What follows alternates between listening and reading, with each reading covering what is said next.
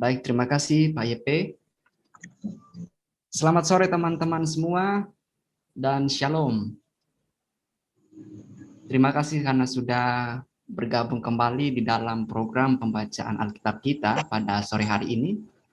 Dan pada kesempatan di sore hari ini kita akan sama-sama membaca Alkitab di dalam kitab 1 Raja-Raja, pasalnya yang ke-16 sampai pasalnya yang ke-18. Nanti untuk urutan pembacaannya bisa teman-teman melihat di dalam chat. Yang pertama yang akan membaca kebenaran firman Tuhan yaitu Adik Nathan. Yang kedua Kak Iin. Yang ketiga Umbu Peter. Dan yang terakhir saya sendiri. Nah, sebelum kita memulai kegiatan pembacaan firman Tuhan kita, nanti dengan kasih Kristus, Kak Iin bisa memimpin kita di dalam doa. Silakan Kak Iin.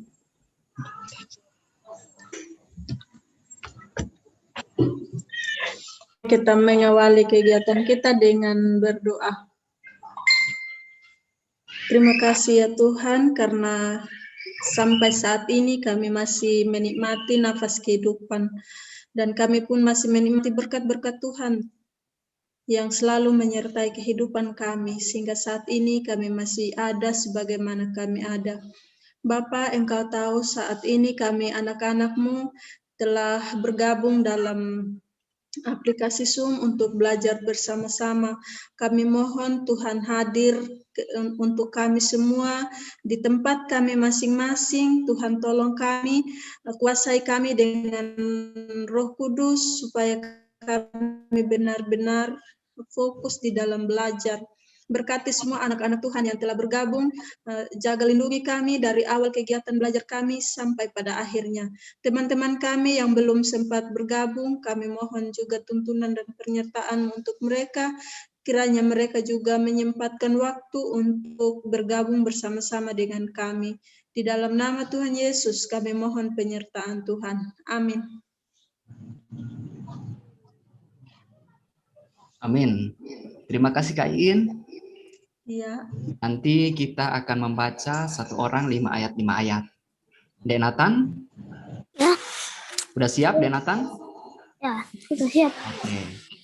Ya, bisa dimulai dari Dek Nathan. Ayat 1. Kemudian datanglah firman Tuhan kepada Yehu bin Hanani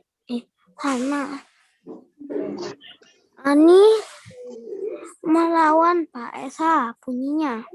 Ayat 2, oleh karena engkau kutinggikan dari debu dan kuangkat menjadi raja atas umatku Israel.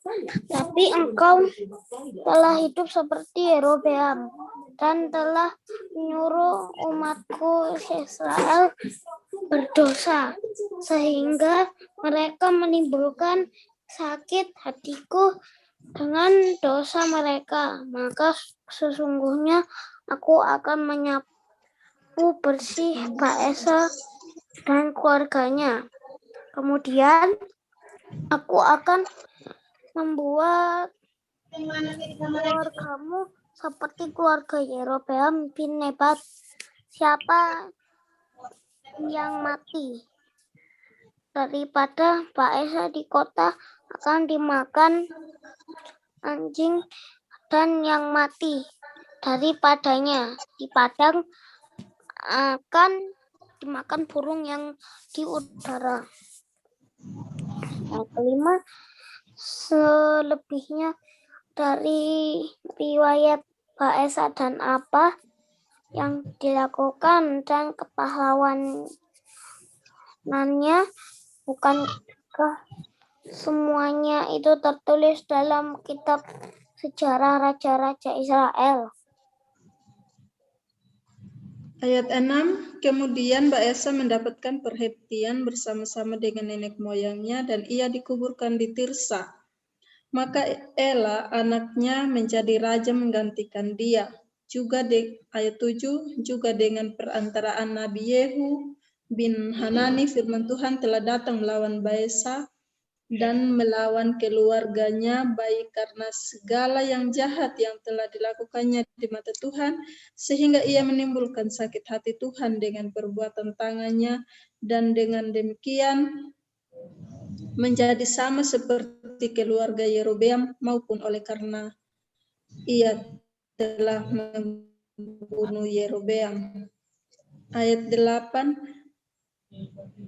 dalam tahun ke-26 zaman Asa, Raja Yehuda, Ela anak Baesa memerintah 2 tahun lamanya. Ayat 9, Zimri pegawainya yang menjadi panglima atas setengah dari pasukan kereta menganum sampai di rumah menjadi kepala istana di Tirsa dari dalam tahun ke-27 zaman Asa.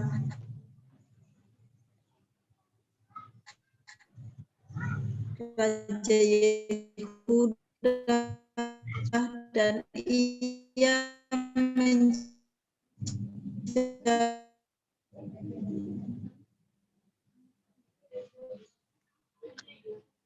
raja menggantikan dia.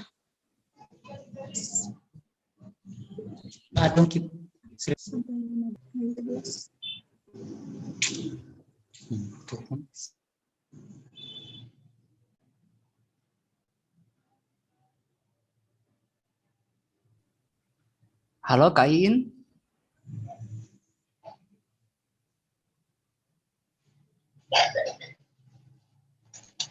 Halo Kak Iin. Ya baik, saya akan melanjutkan di dalam ayatnya yang ke-11. Pada waktu itu ia menjadi raja. Pada waktu ia menjadi raja itu, segera sesudah ia duduk di atas taktanya, ia membunuh seluruh keluarga Baesa. Tidak ada seorang laki-laki pun daripadanya yang ditinggalkan hidup, juga kaumnya dan teman-temannya. Demikianlah Zimri memunahkan seluruh keluarga Baesa, sesuai dengan firman Tuhan yang diucapkannya kepada Baesa dengan perantaraan Nabi Yehu. Ayat yang ke-13, oleh karena segala dosa yang telah dilakukan Baesa dan Ela, anaknya, yang mengakibatkan orang Israel berdosa pula, sehingga mereka menimbulkan sakit hati Tuhan Allah Israel dengan dewa-dewa kesia-siaan mereka. Ayatnya yang ke-14, selebihnya dari riwayat Ela dan segala yang dilakukannya, bukankah semuanya itu tertulis dalam kitab sejarah Raja-Raja Israel? Ayat yang ke-15, Zimri Raja Israel. Dalam tahun ke-27 zaman Asa, Raja Yehuda, Zimri menjadi raja. Ia memerintah 7 hari lamanya di Tirsa, sedang rakyat berkemah mengepung di Beton, yang termasuk wilayah orang Filistin. Dek Nathan. Ayat 16, setelah rakyatnya yang berkemah itu mendengar orang mengatakan Zimri telah mengadakan persepakatan dan ia pun telah membunuh raja, maka pada hari itu juga di tempat perkemahan seluruh Israel menobatkan Omri, panglima tentara, menjadi raja atas Israel. Ayat 17, kemudian Omri dengan seluruh Israel maju dari Gibeton dan mereka mengepung Tirza. Ayat 18, segera sesudah Zimri melihat bahwa kota itu telah direbut, masuklah ia ke dalam puri istana raja, lalu membakar istana raja itu, sedang ia sendiri ada di dalamnya, dan ia mati. Ayat 19, oleh karena dosa-dosa yang telah dilakukannya dengan melakukan apa yang jahat di mata Tuhan, serta hidup menurut tingkah laku Yerobeam dan menurut dosa Yerobeam yang mengakibatkan orang Israel berdosa pula. Ayat 20, selebihnya dari riwayat Zimri dan persepakatan yang diadakannya, bukan semuanya itu tertulis dalam kitab sejarah raja-raja Israel. Ayatnya yang ke-21, Omri Raja Israel. Pada waktu itu bangsa Israel terbagi dua. Sebagian dari bangsa itu mengikuti Timni bin Ginat dan bermaksud mengangkat dia menjadi raja. Dan sebagian lagi mengikuti Omri. Ayat yang ke-22, tetapi rakyat yang mengikuti Omri lebih kuat daripada rakyat yang mengikuti Timni bin Ginat. Sesudah Timni mati, maka Omri menjadi raja. Ayat yang ke-23, dalam tahun ke-31 Saman Asa, Raja Yehuda, Omri menjadi raja atas Israel, dan ia memerintah 12 tahun lamanya. Di Tirsa ia memerintah 6 tahun lamanya. Ayat yang ke-24, kemudian ia membeli gunung Samaria daripada Semer dengan 2 talenta perak.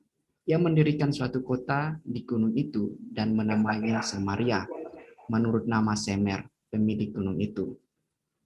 Ayatnya yang ke-25, Omri melakukan apa yang jahat di mata Tuhan, dan ia melakukan kejahatan lebih daripada segala orang yang mendahuluinya.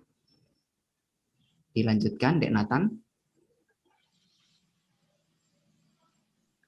Ayat 26, ia hidup menurut segala tingkah laku Yerobeam bin Nebat dan menurut dosa Yerobeam yang mengakibatkan orang Israel berdosa pula, sehingga mereka menimbulkan sakit hati Tuhan Allah Israel dengan dewa-dewa kesia-siaan mereka. Ayat 27, selebihnya dari riwayat Omri apa yang dilakukannya dan kepahlawannya, bukankah semuanya itu tertulis di dalam kitab sejarah raja-raja Israel? Ayat ke-28, kemudian Omri mendapat perhentian sama-sama dengan nenek moyangnya, dan ia dikuburkan di Samaria. Maka Ahab anaknya menjadi raja menggantikan dia. Ayat 29, Ahab menyembah Baal. Ahab anak Omri telah menjadi raja atas Israel dalam tahun ke-38 zaman Asa Raja Yehuda, dan Ahab bin Omri memerintah 20 tahun lamanya atas Israel di Samaria.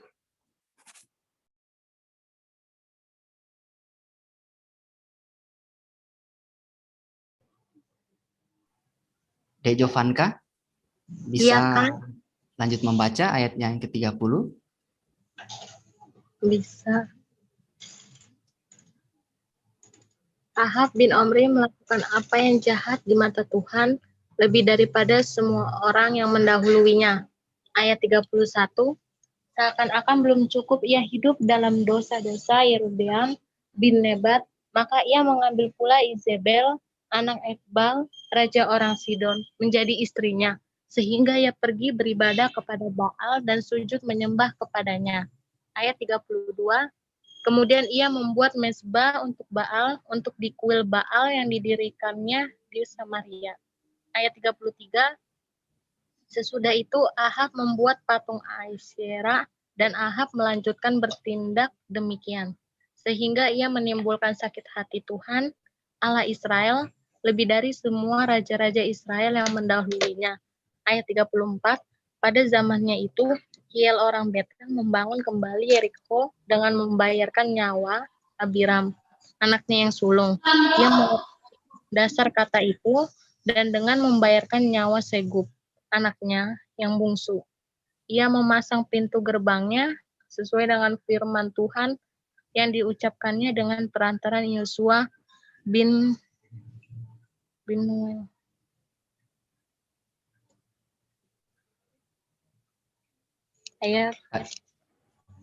Elia di tepi sungai Kerit. Lalu berkatalah Elia, orang Tisbe dari Tisbe Gilead, kepada Ahab, demi Tuhan yang hidup, Allah Israel, yang kulayani sesungguhnya tidak akan ada embun atau hujan pada tahun-tahun ini, kecuali kalau kukatakan. Ya, terima kasih. Bisa dilanjutkan Kak Iin, ayatnya yang kedua.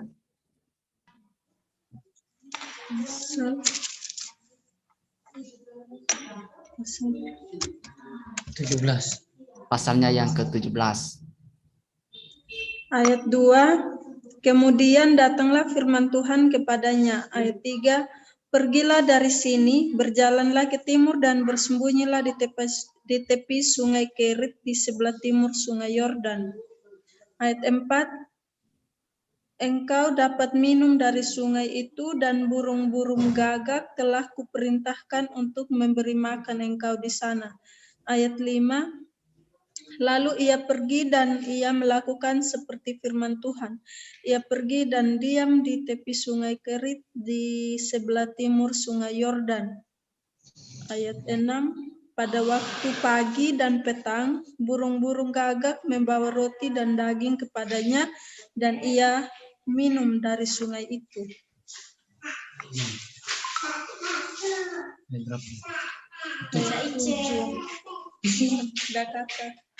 Ayat 7. Elia dan janda di Sarfat. Tetapi sesudah beberapa waktu, sungai itu menjadi kering sebab hujan tiada turun di negeri itu. Ayat 8, maka datanglah firman Tuhan kepada Elia. Bersiaplah pergi ke Sarfat yang termasuk wilayah Sidon dan diamlah di sana. Ketahuilah, aku telah memerintahkan seorang janda untuk memberi engkau makan. Ayat 10, sesudah itu ia bersiap lalu pergi ke Sarfat. Setelah ia sampai ke pintu gerbang kota itu, tampaklah di sana seorang janda sedang mengumpulkan kayu api. Ia berseru kepada perempuan itu, katanya, cobalah ambil bagiku sedikit air dalam kendi supaya aku minum. Ayat 11, ketika perempuan itu pergi mengambilnya, ia berseru lagi, cobalah ambil juga bagiku sepotong roti. Baik, terima kasih. Selamat sore Iman.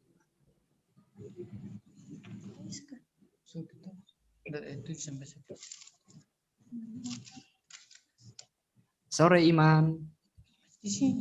Sore. Ya, bisa lanjut membaca Iman? Dari ayat yang ke-12. Perempuan itu menjawab, demi Tuhan Allahmu yang hidup, sesungguhnya tidak ada roti padaku sedikit pun kecuali segenggam tepung dalam tempayan dan sedikit minyak dalam buli-buli, dan sekarang aku sedang mengumpulkan 2-3 potong kayu api, kemudian aku mau pulang dan mengolahnya bagiku dan bagi anakku, dan setelah kami memakannya maka kami akan mati.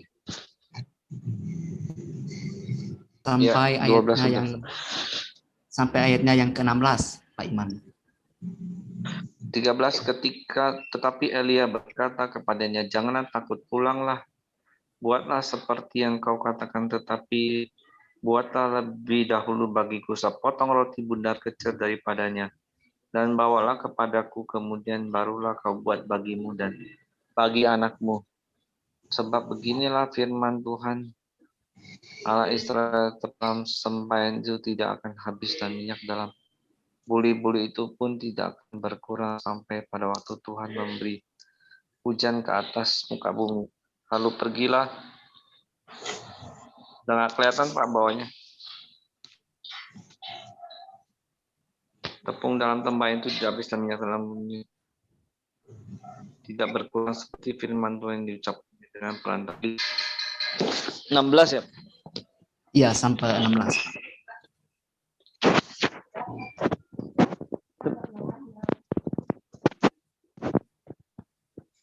Tepung dalam tempayan ide habis, minyak dalam beli-beli itu tidak berkurang. Seperti minyak Tuhan yang disertanya dengan perantaran Elia. Baik, terima kasih Pak. Kenneth bisa lanjut membaca, Kenneth? Halo, selamat sore Kenneth.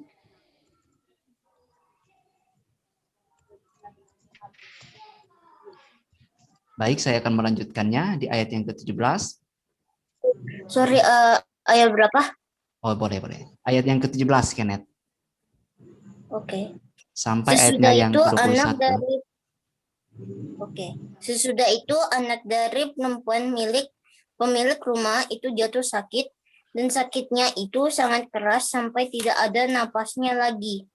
Kata perempuan itu kepada Elia, "Apakah maksudmu datang kemari, ya abdi Allah?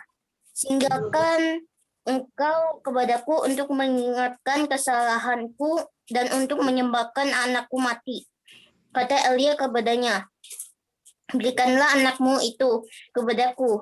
Elia mengambilnya dari pangkuan perempuan itu dan membawanya naik ke kamarnya di atas dan membaringkan anak itu tolong turunin di tempat tidurnya.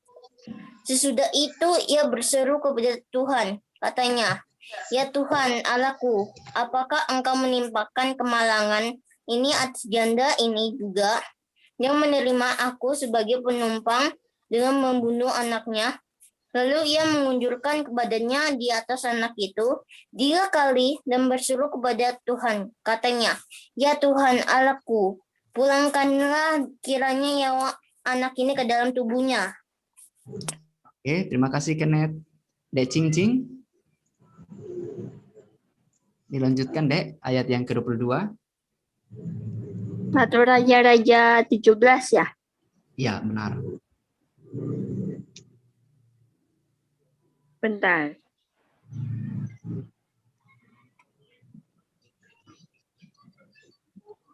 Satu Raja-Raja Sekarang ayatnya yang ke-22. 22. Tuhan mendengarkan permintaan Elia itu, dan nyawa anak itu pulang ke dalam tubuhnya sehingga ia hidup kembali. Berapa ayat? 5 ayat, Dek Cing. 5 ayat. Bentar. 2, 3. Elia mengambil anak itu. Ia membawanya turun dari kamar atas ke dalam rumah dan memberikannya kepada ibunya. Kata Elia, "Ini anakmu, ia sudah hidup." 24. Kemudian kata perempuan itu kepada Elia, "Sekarang aku tahu bahwa engkau abadi Allah dan firman Tuhan yang kau ucapkan itu adalah benar."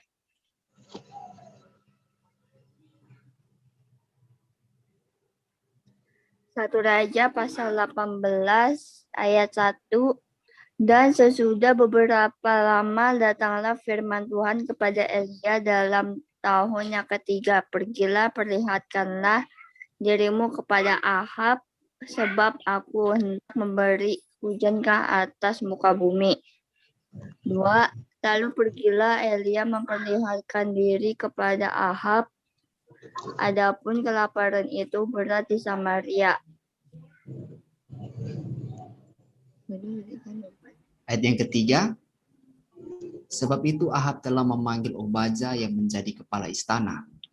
Obadya itu seorang yang sungguh-sungguh takut akan Tuhan. Ayatnya yang keempat.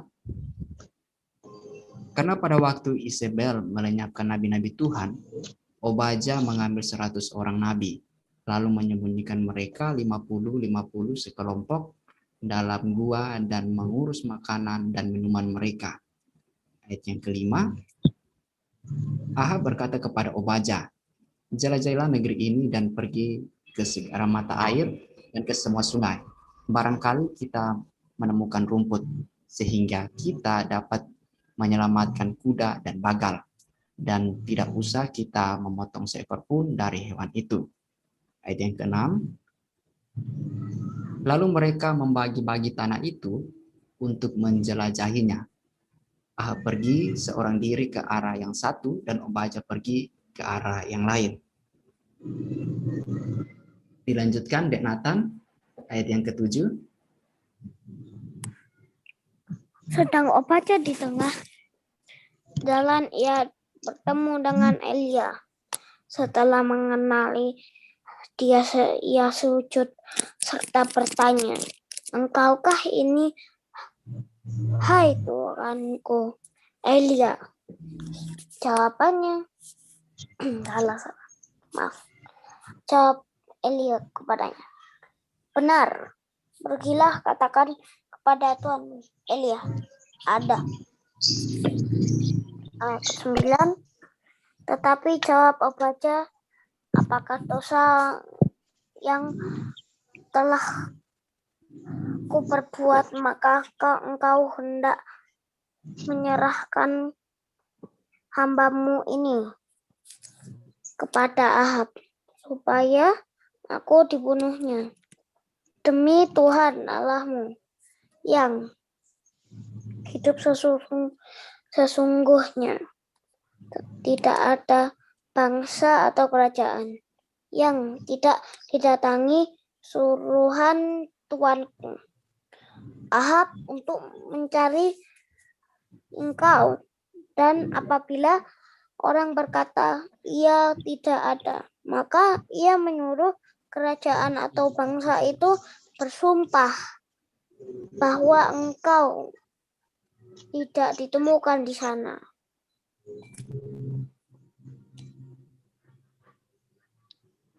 Saya dilanjutkan Dek Jovanka, ayatnya yang ke-11.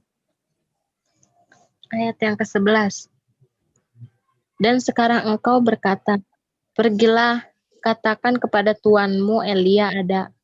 Ayat 12, mungkin terjadi apabila aku sudah pergi daripadamu, Roh Tuhan mengangkat engkau ke tempat yang tidak kuketahui.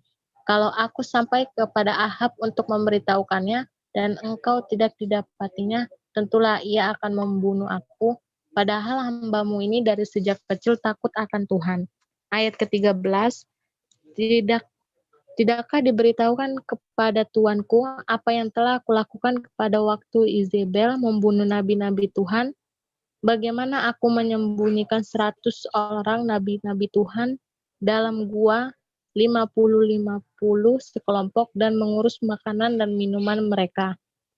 Ayat ke-14, dan sekarang mengapa engkau ini berkata, pergilah, katakan kepada tuanmu, Elia ada, ia pasti akan membunuh aku.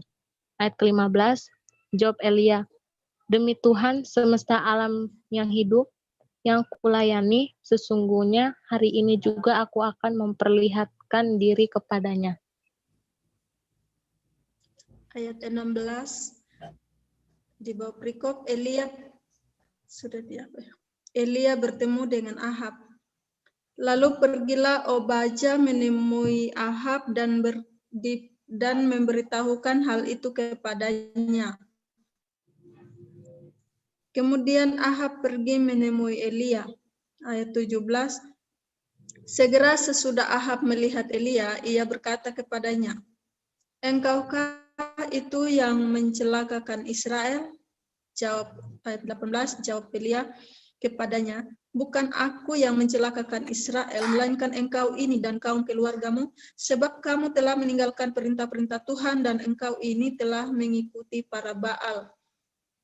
Ayat 19, sebab itu suruhlah mengumpulkan seluruh Israel ke Gunung Karmel, juga nabi-nabi Baal yang 450 orang itu dan nabi-nabi Asyera yang 400 itu, yang mendapat makan dari meja istana Izebel. Ayat 20, Ahab mengirim orang ke seluruh Israel dan mengumpulkan nabi-nabi itu ke Gunung Karmel. Ayat 21. Ayat 21, lalu Elia mendekati seluruh rakyat itu dan berkata, berapa lama lagi kamu berlaku timpang dan bercabang hati? Kalau Tuhan itu Allah, ikutilah dia, dan kalau Baal, ikutilah dia. Tetapi rakyat itu tidak menjawabnya sepatah kata pun. Lalu Elia berkata kepada rakyat itu, hanya aku seorang diri yang tinggal sebagai nabi Tuhan. Padahal nabi-nabi Baal itu ada 450 orang banyaknya. Namun baiklah diberikan kepada kami 2 ekor lembu jantan. Biarlah mereka memilih seekor lembu, memotong-motongnya dan menaruhnya ke atas kayu api.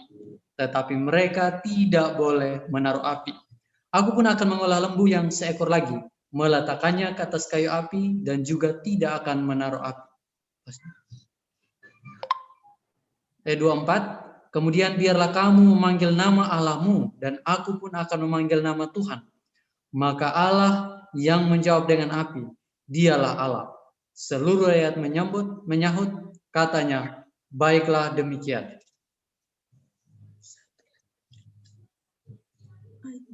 Ya, ayat 25. Kemudian Elia berkata kepada Nabi Baal itu, pilihlah seekor lembu dan olahlah itu dahulu, karena kamu ini banyak. Sesudah itu panggillah nama Allahmu, tetapi kamu tidak boleh menaruh api. Ya, bisa dilanjutkan Pak Iman, ayatnya yang ke-26. Mereka mengambil lembu yang diberikan kepada mereka, mengolahnya dan memanggil nama Baal dari pagi sampai tengah hari, katanya, ya Baal, jawablah kami.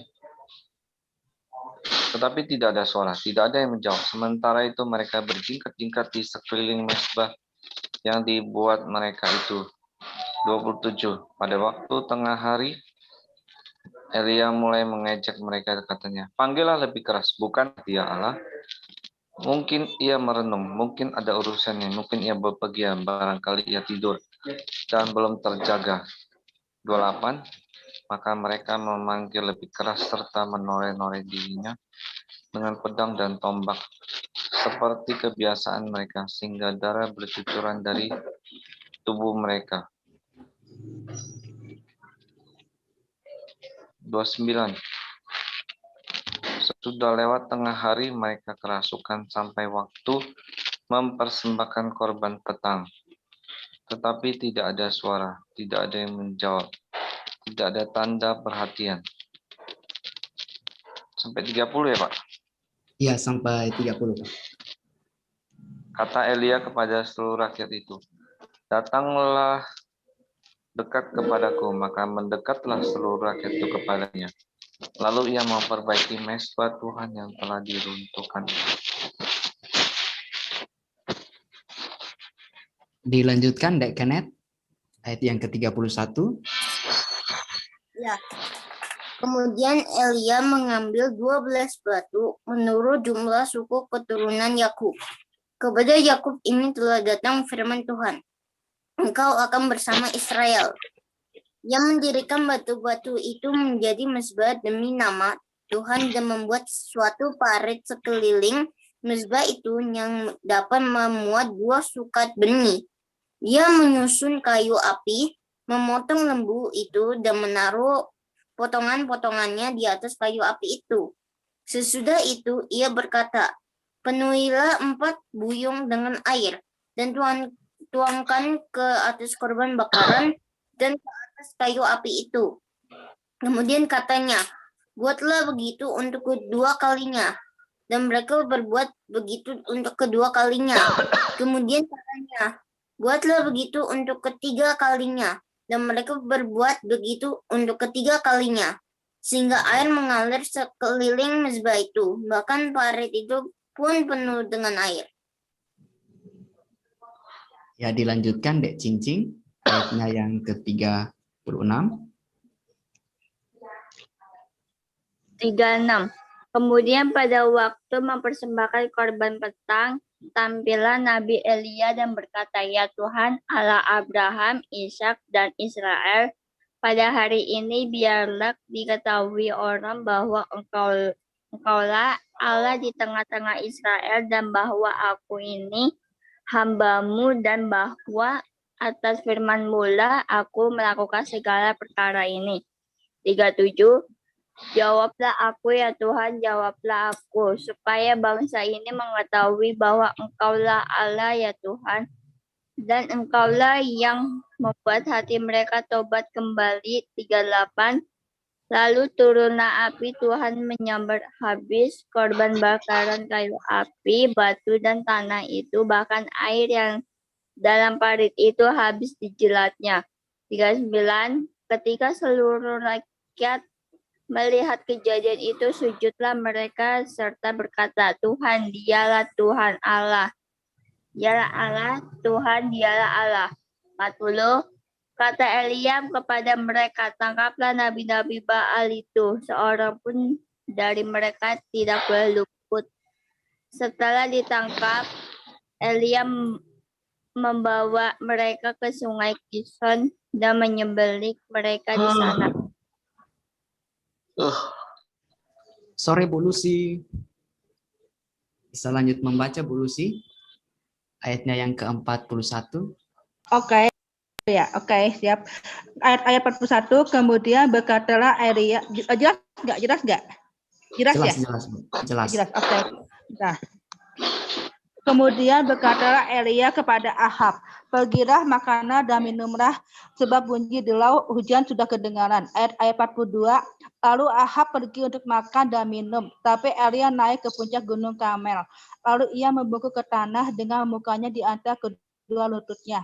Ayat 43, setelah itu ia berkata kepada bujangnya, naiklah ke atas, lihatlah ke arah laut. Bujang itu naik ke atas, ia melihat dan berkata, tidak ada apa-apa. Kata Elia, pergilah sekali lagi, demikian sampai 7 kali. Ayat 44, pada ketujuh kalinya berkatalah bujang itu, wah, awan kecil sebesar telapak tangan timbul dari laut. Lalu kata Elia, pergilah, katakan kepada Ahab, pasang keretamu dan turunlah, jangan sampai engkau terharang oleh hujan. Ayat 45, maka dalam sekejap mata langit menjadi kelam oleh awan badai. Lalu turunlah hujan yang lebat. Ahab naik ke kereta lalu pergi ke Israel. Sampai ayat berapa ya? Sampai selesai aja Bu, 46. Oh ya.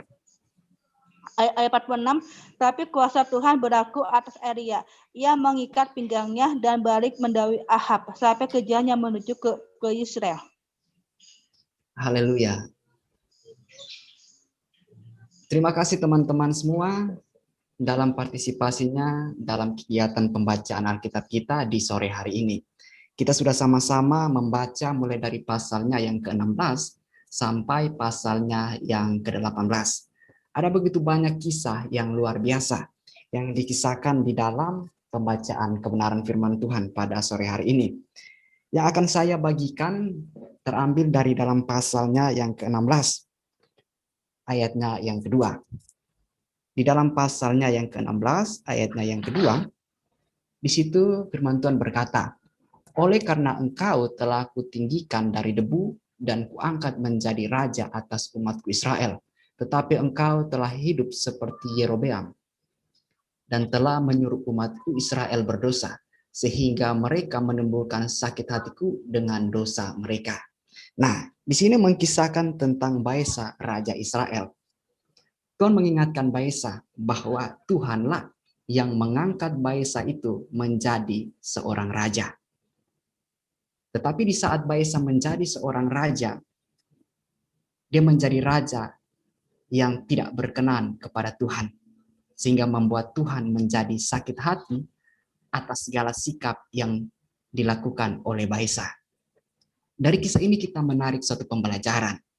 Yang pertama, bahwa Tuhan itu berkuasa. Tuhan berkuasa untuk memilih siapapun untuk menjadi raja. Tuhan mampu mengangkat siapapun untuk menjadi raja. Dan Tuhan juga berkuasa untuk menurunkan kepada siapa yang sudah dia angkat. Nah, bukan saja di dalam kedudukan sebagai seorang raja, tetapi hal ini pun juga bisa berarti di dalam kehidupan kita sehari-hari. Mungkin di dalam aspek ekonomi, maupun di dalam kesehatan kita, ataupun di dalam hal apapun itu. Di saat Tuhan membawa kita keluar dari kondisi kemiskinan kepada satu kondisi yang berlimpah-limpah, seperti bagaimana bangsa Israel. Tuhan selalu mengingatkan ketika engkau sudah mencapai negeri yang dijanjikan Tuhan, negeri yang berlimpah-limpah susu dan madunya, jangan engkau melupakan Tuhan. Nah, seringkali kita sebagai orang-orang Kristen pun juga melakukan hal yang sama. Di saat kita sudah diangkat oleh Tuhan, terbebas dari masalah-masalah, kita sering melupakan akan Tuhan. Namun dalam pembacaan kebenaran firman Tuhan kita mengingatkan kita kembali, mari ketika kita sudah dipulihkan Tuhan, ketika kita diangkat Tuhan, jangan sampai kita menjadi orang-orang yang melupakan akan Tuhan. Baik, saya memberikan kesempatan kepada teman-teman, mungkin ada hal-hal yang ingin disampaikan, saya berikan kesempatannya.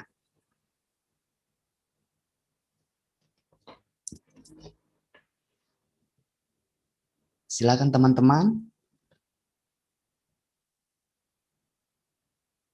Ada kisah juga tentang Nabi Elia. Ada yang mau berbagi tentang hal ini? Mau tanya. Oh, boleh, Nathan, silakan. Zaman Tuhan itu zaman Keromawian ya? Zaman Tuhan, zaman Keromawian. Romawi. Jadi begini. Ya, terima kasih, Dek Nathan. Ya, jadi zaman Romawi itu ada di zaman Tuhan kita Yesus Kristus. Ada di zaman Perjanjian Baru. Nah, kalau di dalam pembacaan kebenaran firman Tuhan kita saat ini bukan merupakan zaman Romawi. Ini masih merupakan zaman Kerajaan Israel yang dipimpin oleh raja-raja Israel. Nah, nanti kalau sudah masuk di Perjanjian Baru yang mengisahkan tentang Tuhan Yesus, barulah di situ zaman pemerintahan Romawi. Nah, seperti itu, Dek Nathan.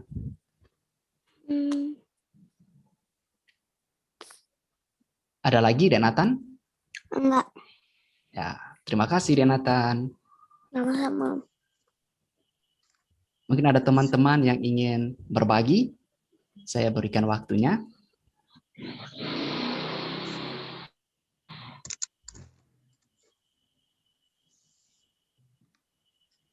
Ya, Kak Iin. selamat sore. Ya. Oh ya, Umbu. Silakan, Umbu. Ya, shalom. Shalom, shalom. Baik. Kita sudah membaca 3 pasal hari ini, Kak. Dari pasal 16 sampai ayat 18. Dari pasal 16 sendiri ada beberapa raja yang sudah memerintah atas Israel. Nah, kita tahu bersama bahwa semua raja di sini mereka itu melakukan hal yang jahat di mata Tuhan. Benar ya, Kak? Ya, semua raja-raja Israel itu mereka melakukan yang jahat. Iya, khususnya di ayat 16, ya kan? Nah, ketika Tuhan seperti yang tadi Kak bilang, ketika para raja itu diberikan kesempatan untuk mereka menjadi seorang pemimpin, untuk mereka itu bagaimana menunjukkan mereka punya integritas sebagai seorang pemimpin, ternyata mereka cacat secara integral,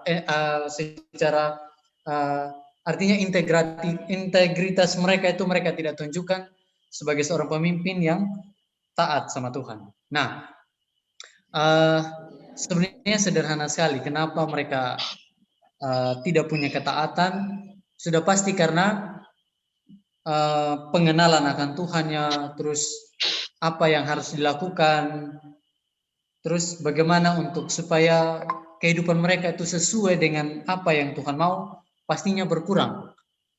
Nah, jadi kalau tadi misalnya di semua raja yang mereka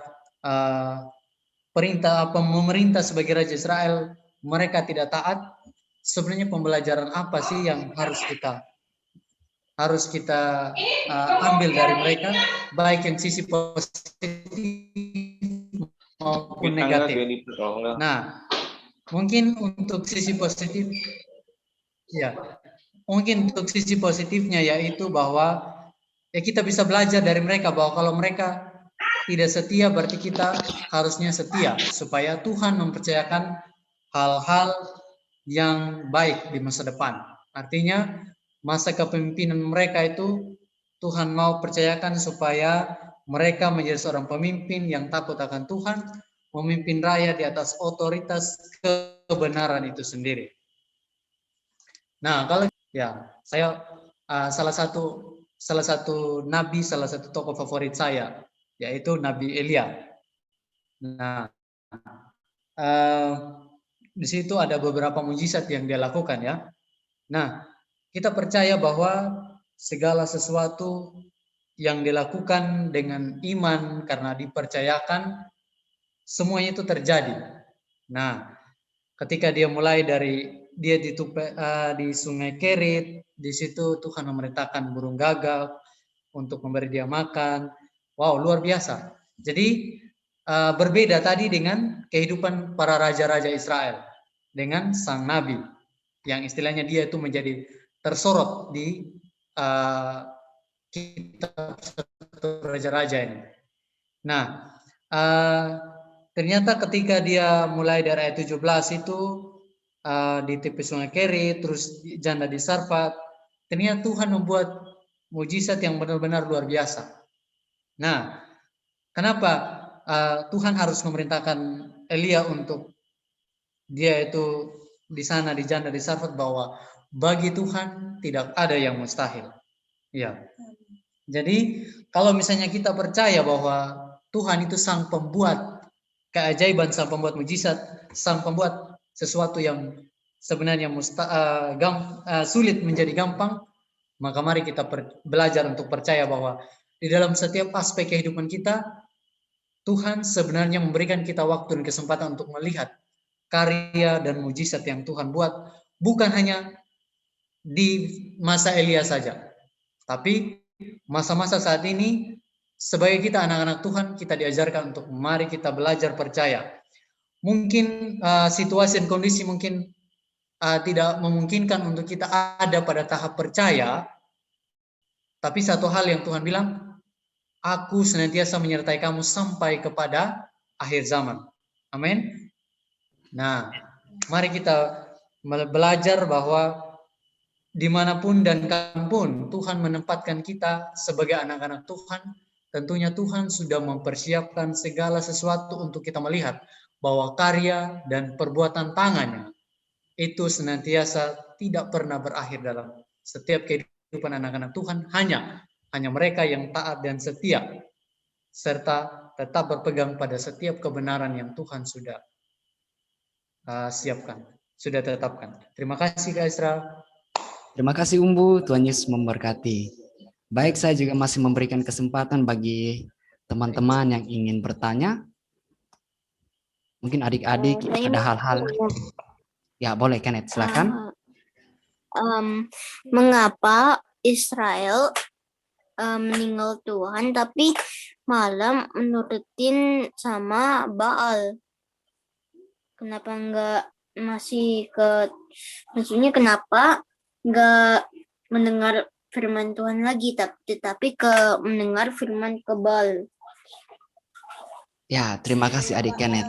Jadi pertanyaan adik Kenneth, mengapa bangsa Israel itu tidak mendengar firman Tuhan, tetapi malah lebih mendengar Baal dan pergi sujud menyembah kepada Baal? Nah, di sini di dalam kisah yang sudah kita baca, nah memberikan jawabannya bahwa orang-orang Israel itu adalah orang-orang yang tegar tengkuk, artinya orang-orang yang suka melawan.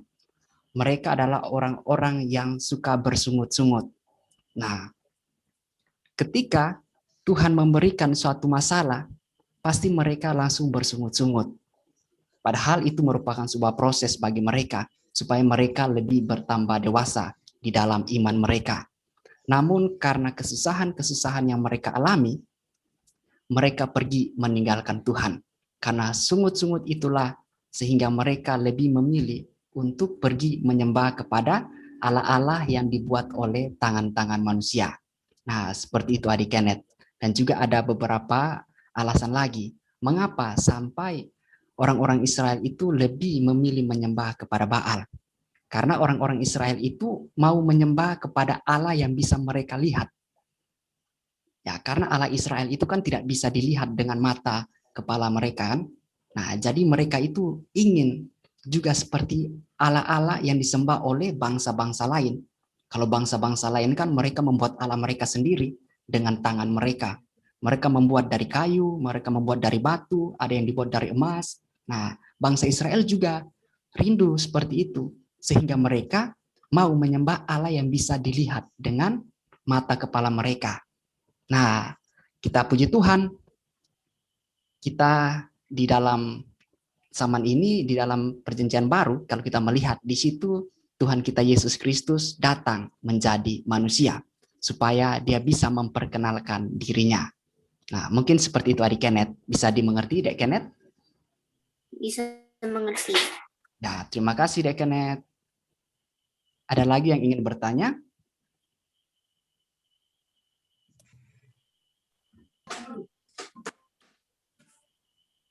Dek Jovanka? Kak Ezra, pertanyaannya kapan nih? Ya, sebentar lagi ya, Dek Nathan. Oke. Cing-cing, ada yang mau bertanya? Cing-cing? Enggak. Oke. Nah, juga tadi disampaikan oleh Umbu Peter tentang bagaimana mujizat-mujizat yang dilakukan oleh Nabi Elia. Nah, kisah ini pun juga merupakan satu kisah yang sangat luar biasa. Nah, kita juga bisa menarik satu pembelajaran dari kisah ini, bahwa Tuhan itu sanggup untuk memelihara orang yang Ia kasihi. Karena kalau kita melihat tadi di dalam pembacaan bahwa Nabi Elia itu berada di dalam suatu masa yang sukar sulit. Tetapi Tuhan mampu mengadakan mujizat yang tanpa kita bisa pikirkan dengan akal dan logika kita. Tuhan bisa memakai binatang untuk memelihara kehidupan kita. Tetapi juga kita melihat di dalam ayatnya yang ke-7, di pasalnya yang ke-17, Elia dan janda di Sarfat. Kalau kita berpikir, mengapa sih sampai Tuhan itu lebih memilih janda miskin? Kenapa Tuhan tidak memilih orang yang kaya saja? Ya kan? Mengapa Tuhan tidak memakai orang yang kaya untuk memberkati Elia di saat dia mengalami kesusahan? Nah, di sini kita akan banyak sekali mendapatkan pelajarannya, karena Tuhan mau memberkati seorang janda ini. Ketika janda ini memberkati Nabi Elia, maka Tuhan memelihara kehidupannya. Nah, kita belajar bahwa di saat kita mengalami kesusahan, kita jangan menjadi orang yang kikir. Karena kalau Tuhan mau memberkati kita, kita pun juga harus mau untuk memberkati orang lain. Jangan hanya kita mau diberkati, tetapi kita tidak mau memberkati orang lain. Baik teman-teman, karena kita sudah mau masuk di jam 6, jadi kita akhiri kegiatan pembacaan Alkitab kita di sore hari ini. Oh, tadi Dek Jovanka, mungkin ada yang mau bertanya, Dek Jovanka? Kakak, tadi ada yang di chat itu balas kasar. Siapa itu Kak Ezra? Sudah tak remove, Oh ya, enggak usah dihiraukan ya. Direspon ya, sudah tak remove ya. Enggak apa-apa. Bentar ya, ini nggak tahu siapa ini. Saya anu dulu ya. Bentar ya. Udah hilang ya? Udah keluar dia ya? Udah lanjut dah. Yuk.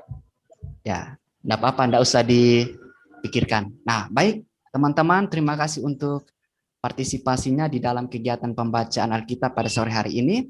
Sebelum kita mengakhiri kegiatan pembacaan Alkitab, nanti dengan kasih Kristus, Kak Ezra minta Dek Kenneth. Dek Kenneth. Saya mau nanya. Gimana Dek Kenneth? Saya mau nanya. 4 menit lagi nih sisanya. Oh, Dek Kenneth, nanti baru kita lanjutkan ya Dek Kenneth. Berdoanya kapan? Halo. Ya, enggak apa-apa. Ya. Sudah kita akhiri kegiatan ini di dalam doa. Mari sama kita berdoa. Bapa kami yang di surga, Bapa yang kami sembah di dalam nama Tuhan kami Yesus Kristus, pada kesempatan di sore hari ini, kami anak-anak-Mu sungguh bersyukur dan berterima kasih untuk kasih-Mu yang begitu besar di dalam kehidupan kami. Terima kasih untuk tuntunan-Mu Bapa dari awal kegiatan ini sampai pada akhirnya. Biarlah Tuhan Engkau mampukan kami lewat kuat kuasa Roh Kudus-Mu, sehingga kami anak-anak-Mu dimampukan untuk dapat melakukan setiap kebenaran firman Tuhan yang sudah kami baca dan kami renungkan di sore hari ini. Engkau memberkati setiap kehidupan kami Bapa. Hanya di dalam nama-Mu kami sudah berdoa dan mengucap syukur kepada Bapa kami di surga, sumber segala berkat yang kami terima. Haleluya. Amin. Amin. Amin. Ya, Terima kasih teman-teman. Kak Tuhan Esa. Yesus terima memberkati. kasih ya Ya. adik-adik, Terima anak-anak. kasih. Terima Terima kasih kasih Kak adik-adik. Ezra.